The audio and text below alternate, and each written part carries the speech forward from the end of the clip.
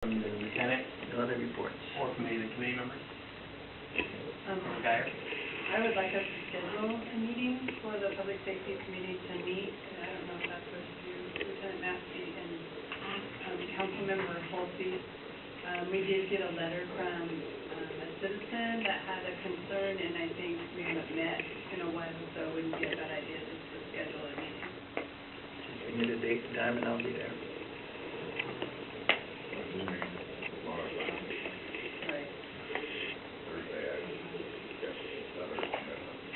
Could we meet next Monday prior to council?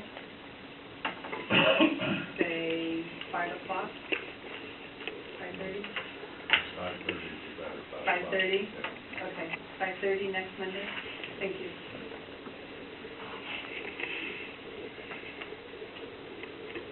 Can I have a question for you? As a code city, we're going to govern under 35A, correct? Correct. Okay. Non-charter code city. Anything else in the Public Safety Department report? I'm going to go a little bit unconventional here. After consulting briefly with the city attorney and recognizing that RCW 35A 13035 authorizes the mayor pro tem or deputy mayor to serve as mayor in the absence or temporary disability of the mayor, that the City Council's Rules of Procedure, Part 1, Section B, Number 4, Sub D, authorizes the mayor pro tem to act as mayor whenever the mayor is unable to perform the functions of that office. And recognizing that tonight the mayor is not able to perform his duties as mayor, which is why I'm chairing the meeting. In my duties as acting mayor tonight, I am reinstated, directing that Director Calkins and Lieutenant Maskey be immediately provided the tools necessary and the access necessary to perform their duties, including their commission cards, including the keys to their office, including their badges, and including their computer logins. And that's effective immediately. And I would instruct any city employee or officer to take such responsible actions as necessary to fulfill that tonight. Are there any questions?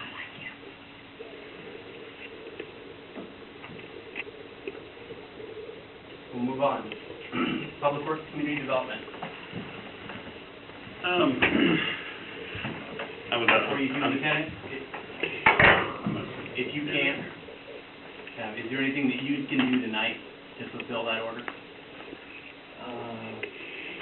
I don't know where my keys are, where my badge, commission card is. The acting city clerk may have access to what I need. Okay. When we finish reports, we may take a recess to sort that out. That's important tonight. Ken, go ahead. I was kind of off for the last 2 weeks. I was sick, and then I was moving, so not a lot to report. We did receive an opinion letter from the land use attorney on the right-of-way issues for Stewart Road. I can't really go into, in public, I can't really go into that. I just want to let you know that we did receive and it was more or less in our favor, which is good. I want to comment about an article that was in the March 29th Auburn Reporter, Park the Trucks and Use Your Legs. If you haven't read the article, it's basically saying that there's two people reading meters. There's two people riding in the truck. One of them's driving. One of them gets out and reads the meters. And they're saying that both people should get out and read the meters. We found one of the reasons we have two people do the meter reading is for safety. We have had a couple times when people have gone out individually and they've been threatened. So we do send two out for safety. And we found that the way we're doing it right now may not look like it, but it is the most efficient way, because when they get into some of the areas where the houses are farther apart, or they get into the business communities, it just works out to be the most efficient way to handle it. So I just wanted to address that article. So if there's any questions about that. Yeah. I'm just curious, I've seen this happen in the past. Are they still riding on the tailgate? No. Okay, as they're going from house to house, he jumps off, reads it, jumps back on. And the person driving is supposed to be wearing a seatbelt. We have had discussions about this too. And that's about it. Any questions? I have, one question, Ken. Have you found out any further about, Telemetry. new meters?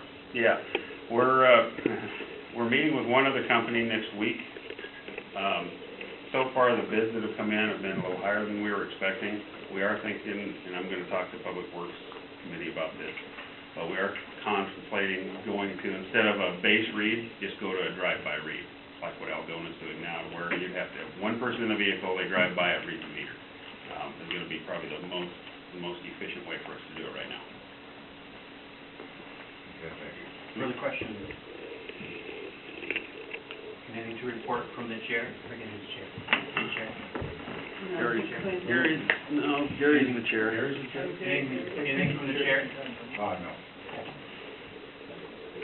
Community Senior Youth Services? Doesn't look like we have staff here. He's not here. Anything to report from the committee members? He canceled the last meeting. City Council report. So, Councilmember Guier.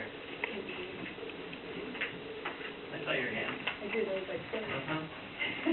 Anyway, I think a lot of people got a copy of this. It was just a briefing that I went to. I attended, I believe, it was March 27th. It was over at the City of Pacific Algona Library. And it was the King County Flood District Commission that had met, and it has 4 King County representatives, Councilmember Von Reichbauer, Councilmember Patterson, Councilmember Reagan Dunn, and Councilmember James Hayes. All sit on that committee, and in cooperation with the Army Corps of Engineers and as well as King County Flood District, they've got this commission together and they're working on, and you can see in the pictures, they're working on the levee setbacks.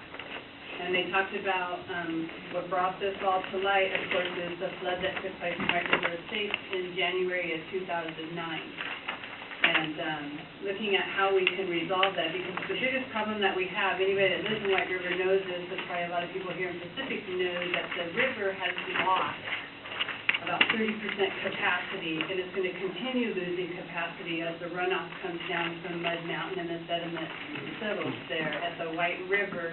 And so with the levee setbacks, it's going to give it a little bit more room and space to work on and kind of work through those issues so that we don't have the flooding event. And what they're doing is, rather than doing a 100-year flooding event plan, they're going to a 500-year flooding event plan, because what we had in 2009 is almost a 100-year event.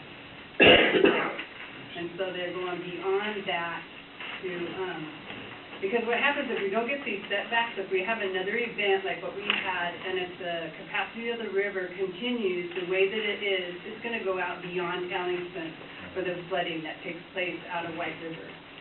So they're moving forward on this. There's going to be a resolution at King County Council on April 15th. And again, April 29th, King County will take comment on this at the King County Council meeting, and they'll also probably move forward. They're all very much in favor of this. It's a joint program anyway, but they understand the needs and the necessity of this taking place here in our White River to protect our citizens of Pacific. So hopefully that answers most of your questions. If you have any other questions, I do have a little bit more summary here that I'd be willing to share if anybody has questions. A couple of years ago, when they dealt with the 2009 flood and dealt with the White River State Algae, they met then and talked about moving that east side in 2015. Are they still looking at that, or have they given a date at this point? Well, in your setback, it does show the line moving the east side back. And so that what they want to do is get most of the river to go on that side, but they're not going to be able to contain all of it, and there's not enough over there. One of my concerns is, and I meant to contact somebody here in Public Works or somebody that knows whatever happened to the storm pond, that all those houses went away, and we had this big old piece of property that we were going to work on having a storm pond put over there too to help with the levee and help with those situations, and that's kind of, haven't been hearing anything about it lately. We're actually in the middle of working on that issue. The county doesn't want to give up any of the property that they acquired for the storm pond, but we're working with them. We have a new proposal that would be an underground storm pond. Because I know we were working on one time on grants and all of that, and it was quite a hefty little project, and that was progressing quite well, and then it just kind of Yeah. fizzled out. And so, and they didn't have the answers from when I asked. One of the issues I remember was we wanted to put a pumping station in that cul-de-sac area, and they wanted that accessible area. So we had a conflict at that time between the city's needs and desires in the King County. Right. And that basically at that point stalled. And then we had a transition of government about the same time, and loss of direction as far as employees, so it's been that long. The good news is King County, the flood control district, as well as the Army Corps of Engineers, they're working together. They're very much aware of the situation, and I'm sure you know, Gene's really good at posting stuff when they're posting the flows of the river, and they know very much where our flows need to be, and they're monitoring it constantly. I mean, they're watching it whenever we have a significant rain. They let us know if there's any change of movement. They didn't quite answer the question I asked, but as far as the 2015 date, did they give any kind of... We had a meeting with King County Rivers, and they're actually proposing to hopefully start construction in 2014 on that other side. It's probably going to be 2015, 2016 before they do anything to this side. Thank you. Any other questions? Anything else to report, Councilor Guier? Any other council reports? Seeing none, we'll go personnel. Anything to report? Don't hear anything. Committee board, we'll run through park board tonight. You knew I was going to get up. We knew you were going to get it. I told them you were coming. Sherry Cason, Park Board Commissioner. First of all, I want to tell you that Earth Day is progressing beautifully. The postcards that the entire 98047 zip code will receive will be in the mail on the 12th. They are paid for, donated by the printer that is printing them, which is Print Northwest. They are also donating their mail services. The postage is being paid for by monetary donations from the Lions and Metals Express. They both gave us pretty good donations. We're going to have giveaway that Financial Design Group has donated umbrellas, so they're going to have Earth Day on them. So all the first 100 volunteers get an umbrella. And we're progressing with the information fair, which I have about 7 companies or agencies so far that are willing to bring tables and give us information on various Earth-related topics. Other than that, we're doing well. I only have 2.5 weeks, but I'm getting there. Aside from Earth Day, the Park Board is in a position, we have a 6-member board with only 4 members. Therefore, if any of us cannot attend a meeting, we have no quorum. Johnny Myrick is the Gene, youth representative? Youth representative, yes. He graduates in June, and when he graduates, his term's over, which takes us down to 3 people. So I know for a fact that the mayor has received at least 1, if not more, applications for the Park Board. I do not know, and I don't want to know, why he's not presenting those to council, but I would please request that council request those from him and have him make recommendations so that we can have a progressive park board. Thank you. Thank you. Questions? Councilor Guier. Hey, I just wanted to tell the park board, good job on the signs on the pocket parks around town. I saw the pictures on Facebook, and it's really nice, but I don't know if you want to talk about those signs, let everybody know about it. I forgot about those. It's a really good job. If you go onto our Facebook page, and I hope everybody friends Facebook, please, it's City of Pacific Park Board on Facebook. Ken got us really cool signs. I have them on my phone if anybody wants to see them. They identify the park by name and address. So when you go out on Earth Day and start collecting trash and cleaning up parks, we'll actually know where you are. And we can tell Or you you'll know where to where go, you are. which I'm good at. So yeah, thank you, Ken, very much for the signs. They're lovely, and we really needed them. Just for your information, Yes. I'm the head of an association of the United States Army chapter that has the catchment area of Fife, Milton, Edgewood, and Pacific. And next year, with time, if you'll let me know, I can get you physically able-bodied rangers, 20 or 30 of them, to come out and help the city at no cost to clean up all its parks. How much notice do you need? It depends on their training schedule. I tried to do it this year, but the Ranger Battalion, the 2nd Battalion of the 75th Ranger, or Battalion of the 75th Ranger Regiment, has been deployed 16 times. They have community outreach that's phenomenal. They've been to Fife, Milton, Edgewood parks. They will come in, they will provide labor, you give them directions, and they are wonderful. But as much notice as we can get, 2 or 3 months, so they can look at their training schedule, and we can coordinate a date with you, but they are available and they're very willing. Thank you. Anything else in the park board report? Whoops. Public works? We have a public works board. Committee board. Yeah, but we have public works and community development as a project, and we haven't done that.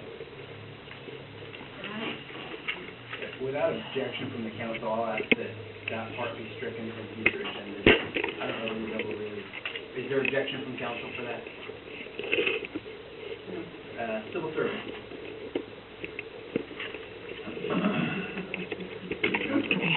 Sure. Planning commission. No report? Skateboard. That is me, so now that session is over, it might be almost over, it might almost. It might be over, PCRC. Is that you, Sue? No, I don't think anybody goes for that. No, it's fine. No? SCA. Meet next week. VRFA. Like all 3 of our members are gone tonight. Anybody want me to read this? No. So, before we move on to, we have a question. Well, we used to read out a whole title the first time through because some people don't know what those SCA, are. Should we start finding you again? You should, starting next meeting. So, the 4 acronyms that I used was skateboard, and that stands for South King County Transportation Board, SKTBB. The PCRC that I mentioned is the Pierce County Regional Council. The SCA is the Sound Cities Association, Correct. recently renamed from Suburban Cities Association. And VRFA is the Valley Regional Fire Authority. Thank you for that, Gene. Before we move on to the other business, I'd like to entertain a motion from a council member to recess for approximately 10 minutes to give staff and the lieutenant the ability, with the city attorney and me, to figure out if we can, in fact, tonight, get access to those things that need access. Second? It's been moved, and who wants to take it? It's been moved by Councilmember Guier, seconded by Councilmember Putnam, that council recess for approximately 10 minutes. Any discussion? All those in favor say aye. Aye. We'll be in recess for 10 minutes.